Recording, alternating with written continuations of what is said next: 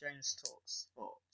Before we talk about the cycling and the preview for Paris-Nice and Triano Adriatico, I wanted to talk about something that's been happening, well, this weekend and last week in general, but more this season in general. So, you'd have all seen on the news yesterday that Jack Grealish was attacked by a Birmingham fan in the Birmingham derby versus Aston Villa. But then also Chris Smalling was shoved by a Arsenal fan at the Arsenal United game. What an idiot. What stupid. I wonder what goes through their brains when they do this. And when they think, oh, I know what would be a good idea. Let's go on the pitch and punch or shove a player. How long before a player gets seriously injured? Jack Grealish could have quite easily, had he connected properly, could have been out cold or worse. Okay, so it seems to be coming more and more into football. The fans, obviously, there's a rivalry. Obviously, there's banter, and on the whole, that's good. But the abuse that the players and the managers and the opposition fans get from fans, the language that's used, and now obviously the physical, racial abuse that they get from the fans. Emre Aubameyang had a banana thrown at him earlier in the season. It's heading down a dangerous road, and yes, you can say all the right things, that it's disgusting and they should be banned, they should be in prison or whatever, but ultimately it is the club's responsibility for allowing them in. And as a United fan, if I went to a game, well, I wouldn't take my kids to a game. I wouldn't take any kid to a game because of this sort of thing. But prison, yep, that will potentially solve it. Lifetime ban definitely will for that fan. But then you've got other idiots. At the Birmingham game, for example, you got that steward that kicked or kneed at Grealish after he scored what turned out to be the winner.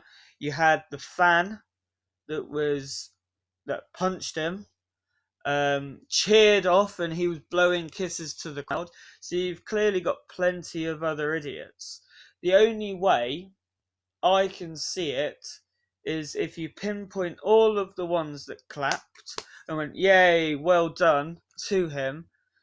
But then I'd also do something with the club as well. Like, fining them is only going to go so far. Most of the top clubs in the top two divisions have enough money to sort of say, okay, give us 200 grand, fine, that'll be fine. Points deductions will soon stop that. It will soon change the way fans are at games and players as well. You've got to do it for players as well. So, for example, a player goes up to a ref and shoves him, or argues with him about a bad decision. Couple of points dropped. A fan throws something on the pitch like a coin, like at Dele Alli in the North London derby. Pierre-Emerick Aubameyang. This week with the 3, because there was one at Hibs Rangers as well.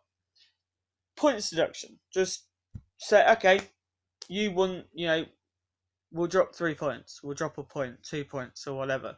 And so far, ultimately, they miss a game. It's got to be, something has to happen yet. I understand. I heard on the phone in on 5 Live that you might have is might have a Liverpool fan, for example, going to a Man City game, jumping on the pitch, hitting or shoving a player over, and just so Man City are deducted points.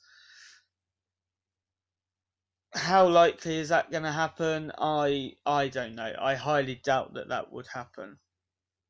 But But something has to happen. We're heading into this game, this area, not just in sport, but everywhere else, that people are doing stuff. They're not scared to do things. Something needs to happen. I don't know what it is, but I personally think a points deduction scheme of some sorts for players and for fans would go some way to solving the problem. You dive, 2-game ban, and a points deduction. They'll soon stop. Someone arguing with the ref, well, I want a yellow card or whatever, soon stop. They would. You would hope anyway. I just wanted to get that off my chest because it's been annoying me the last sort of 12 hours or so. Yeah, so that's it. We'll see what happens. I doubt much will happen now they've arrested the fans and the steward. We'll see, but I doubt anything will happen. I'll see you in a minute for my preview for cycling review of Strade Bianche and Paris-Nice and Tirreno Adriatico.